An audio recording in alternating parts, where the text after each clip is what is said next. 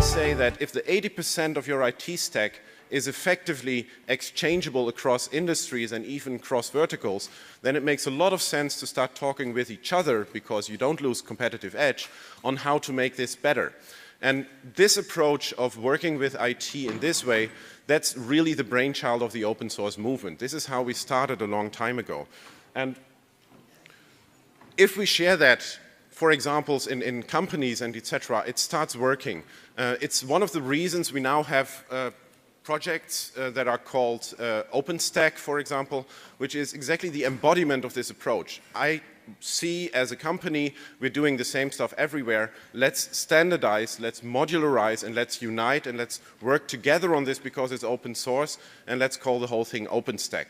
That's one approach. We have several other approaches, but the most important thing, and at the very bottom of all of this, is that we are moving now into a world that is going to be ruled more and more by open standards and open source. It is already, don't get me wrong. You cannot live a day in the modern life without using open source solutions.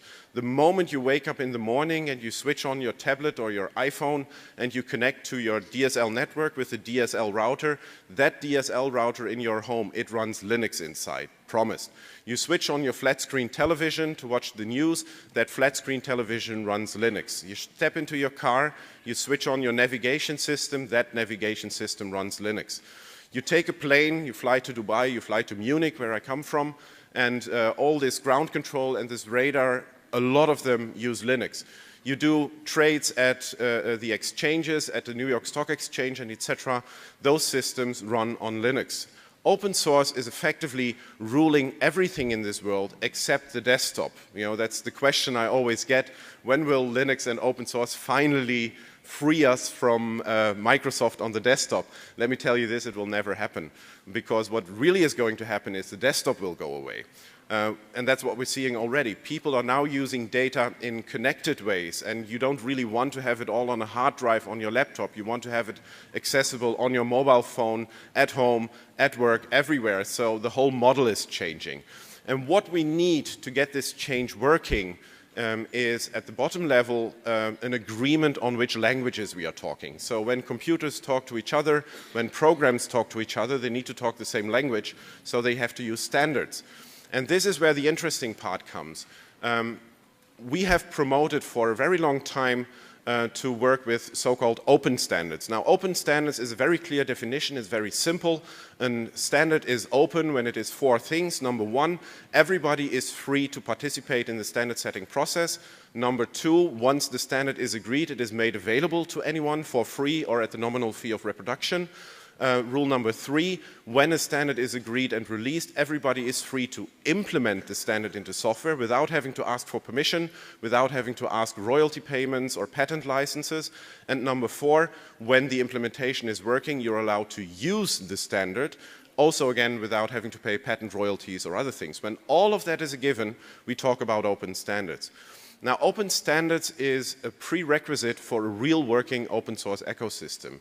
If we are to re-implement the closed standards or non-existing proprietary protocols from other companies, we are dependent on these other companies. They dictate the market. This is what you see with companies like Microsoft and to a certain extent companies like Apple and definitely companies like Oracle. In order to break their power and still have good products, we need to agree on open standards. This is a job for every government everywhere to make sure that data exchange, data interchange between citizens and government, but also in the economy itself, is at least accessible under open data, open standards methods. Because from that, you become the owner of your own data again. And that's the really important thing. We all have the discussions out there about the abuse that Facebook does with your data, about what Google can possibly do, not even mentioning all the secret services. You need to become aware that you are the owner of your data and you should treat it that way. And open standards helps to get there. And from open standards, we have a level playing field where now companies can compete on a fair level. And I want competition. I don't want everybody to only use open source. Absolutely not my goal. But I want fair competition. I want you to have the choice between an open source solution, a closed source solution, a hybrid solution. That's up to you, not up to me. But with open standards, I can guarantee we have a free and open market. Now, in the open source world, this is what effectively has been happening at the very bottom level. When you go back in time 20 years ago, when we were not having the internet as we have it nowadays, we had proprietary networks from CompuServe and AOL if you had network connections at all. And now we live in a world where everything is connected via internet. The mobile phone in my pocket, all of my devices at home, they all talk the same language. And TCP/IP, the protocol that is driving all of this, has never been a business model. It's just being a necessity to facilitate communication.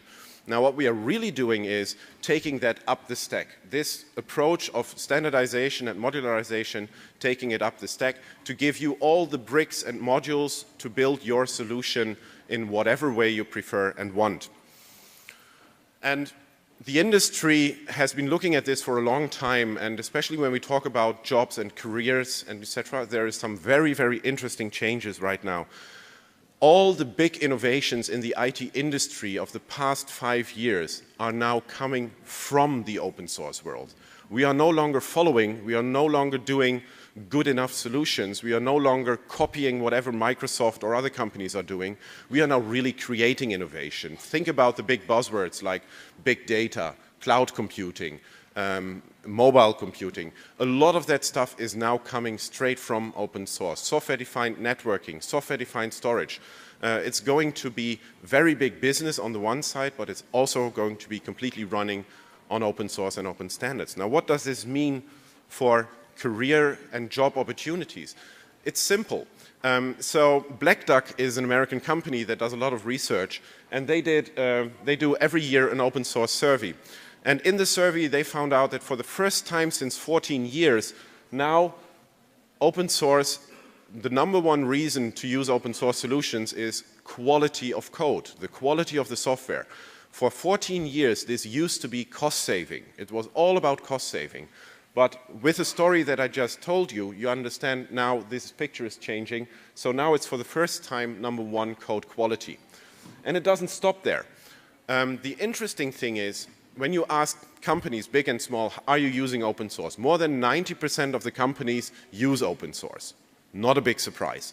But, and this is the fundamental change, 50% of these companies are willing to allow their developers on their work time, on the money they pay them, to work with upstream communities for the whole open source project, not only for the company. 50% want to do that.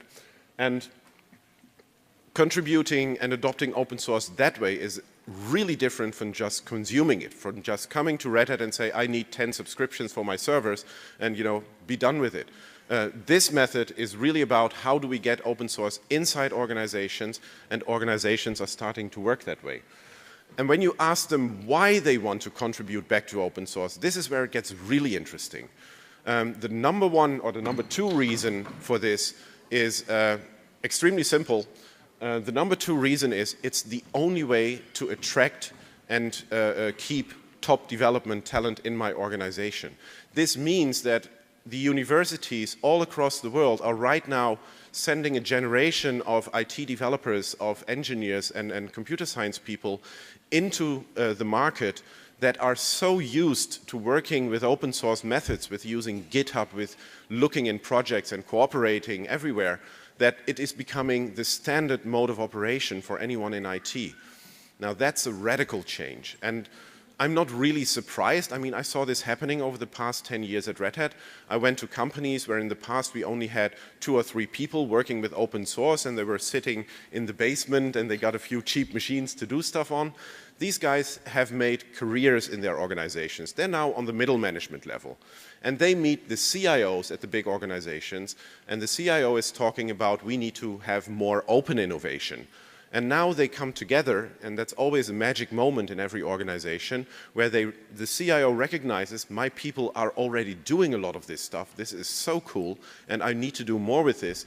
And the people in the basement see they're finally getting valued for the stuff they are doing. But the essence of all of this, in its most simple form, is that open is becoming the standard mode of production in the software field. Not for everything. There will always be specific markets with specific solutions where the open source model might not really work. But for the majority, for the 80% of the stack, open source will become the default method. Some numbers on that, just to show you how deep we are. With OpenStack, which is quite fast growing and quite fast experiencing a lot of growth in a lot of organizations, OpenStack effectively only runs on Linux. Microsoft claims they can run OpenStack on the Azure cloud. They don't tell you that they use a Linux virtual machine for that, because without Linux it wouldn't work. It's so intertwined into the Unix-like setups that it works that way. The cloud computing market out there is effectively exclusively running on open source solutions, no matter if it's Amazon or Google, except for Microsoft, of course, that's the exception to the rule. But the rest of the market, I would say around about 80 to 85% of the cloud market is based on open source solutions, which doesn't mean it's completely open source. Amazon takes open source operating systems and virtualization and then puts all of their management stuff and all of their other stuff around it, which is highly proprietary and not open. But we're getting there. Now we have companies that want to work with hybrid cloud solutions. They say, I want to have my workload and I want to be free to decide to run it in my own data center or to take part of that into a public cloud or in a hybrid mixture. I'm right now in conversations with a lot of banks in England, in the UK, and they say, our data centers, we always build our data centers for 100% peak performance, for the maximum we have to offer to keep on working. But that means that for 90% of the year, these machines is running at 60% at max. 40% is wasted. It's just, working for climate change, dissipating a lot of heat. Well, in the UK, they might actually need that stuff, but that's a different story. But they say, why not do it the other way around? We are 5 banks in the UK. Why not build one data center for peak stuff, and we do that together? We're competition, that's fine, but we know the technology, we know how to separate stuff, and then we scale down our data centers to the 60%, and the moment we really need the peak performance, we take some resources out of that shared data center. Not for the personal and privacy relevant stuff, naturally, but for the stuff that can be outsourced that way. And this leads to a hybrid setup of data centers where workloads are moving more or less freely between different deployment solutions, and all of this is based on open source and open standards. And that's the kind of future we're looking at when we talk about careers in open source and etc. Now, I do not want to go too deep into the details of all of that, but the big questions in IT for all CIOs out there are effectively 3 things: compute, data, and connect. If you have an answer to those 3 simple questions, you have a solution. Now, what does that mean?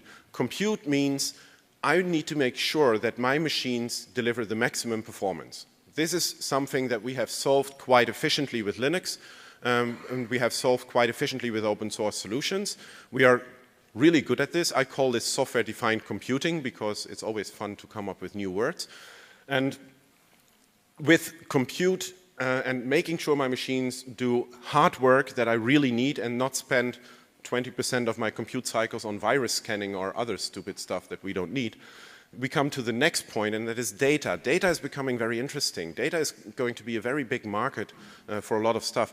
Data does not mean the classical approach of databases and file storage, where you buy big machines and big towers with hardware and etc. Data is becoming more flexible in a lot of ways. Nowadays, we see data also as a result of an internet query. We see data as the data that drops out of all these big data movements. And with data, we need to have different methods to work with them. Also, on the hardware level, things are changing. So right now, you have machines with SSD storage. SSD storage is effectively memory chips that act like a hard drive. Does that make sense? So I talked to the Intel people, and the Intel people tell the next generation hardware will get rid of this hard drive access for SSD completely. It will treat it as extended memory. And with that, it means our data is not only files anymore. It now lives effectively all the time in memory. We hear about in-memory databases. We hear about key value stores. So data as a concept is far beyond just file storage and relational databases. And when you have your data organized and accessible, now you need to connect the data to the compute power. And in the connect field is where also a lot of interesting stuff is happening. Software-defined networking is the keyword here. And in software-defined networking, VMware was running around with their very proprietary solutions. Cisco tried to do the same thing.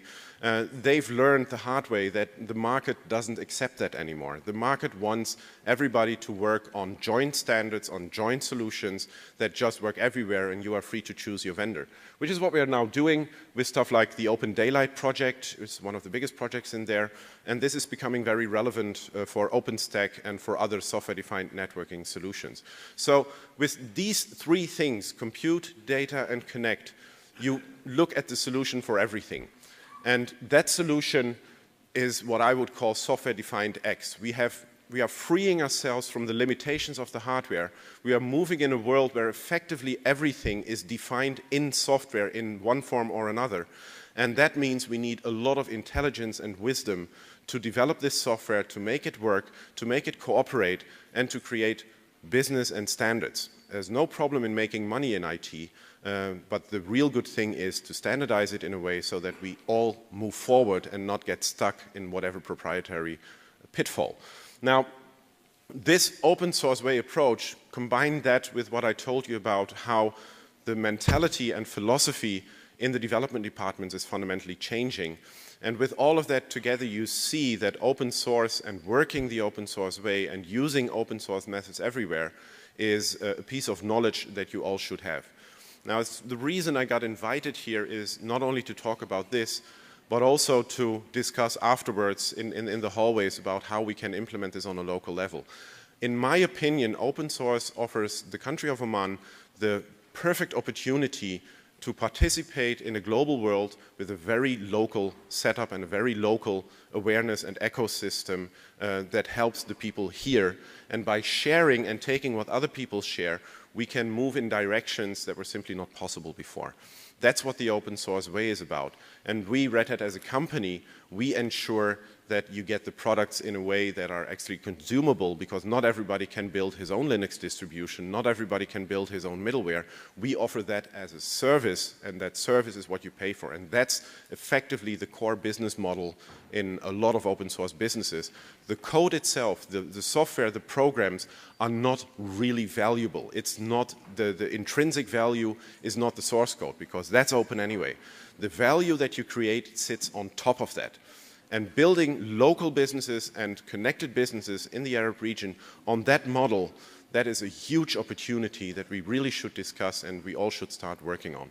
And with that, I'm already done and making sure that everything can continue on time. Thank you for your attention, and hopefully we'll meet for good discussions. Thank you.